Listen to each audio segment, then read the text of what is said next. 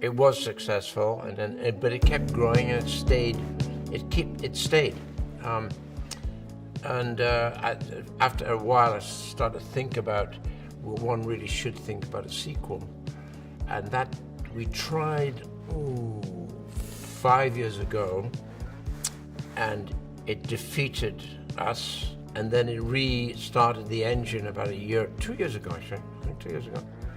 I suddenly had this very simple idea that why not, let's do this, why not follow the demise of Lucius and where he went to, because he was the one living factor from the original film, apart from his mother, Connie, Lucilla. Well, when you're put out into the woods by your mother to say, go with this man, he will look after you, you're sending him into the wilderness where you will eventually, within a day or two, lose track of him completely forever.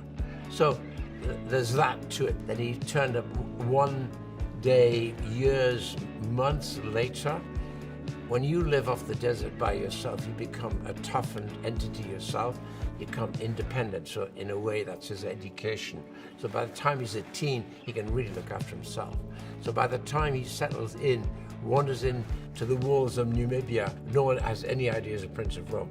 He involves himself in the most likely thing to do, to join the army. The only problem is with him is he's reddish hair and blue eye. So he's a stranger in a strange land. That's what we find. She has been a survivor because she is such a blue blood, probably the bluest in Roman history, being the daughter of Marcus Aurelius. So when a son comes on in the arena with a beard and with long hair, there's no way she's going to recognize Lucius. It's only the habits that ring a bell with her that can be in the DNA from the father, Maximus, whose habit was to pick up dirt before he fought, because in that earth you may die. Denzel said, you really want me? Okay, boom, that's it. And Denzel, I draw a lot. I can really draw.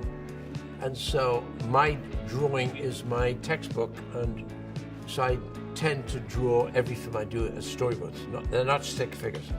Every film I do is like a detailed comic. I literally will draw every scene. So I already started to draw Denzel how I saw him. So I tend to cast people. I usually have a physical type in my head. And when you're drawing, you're already starting to see people in the role. And so my drawing is more than my sketchbook, it's my plan.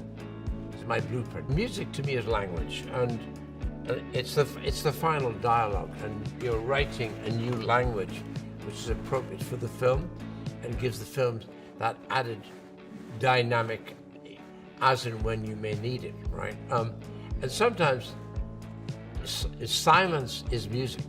To say, I don't want music, this is silent here. Silence is music.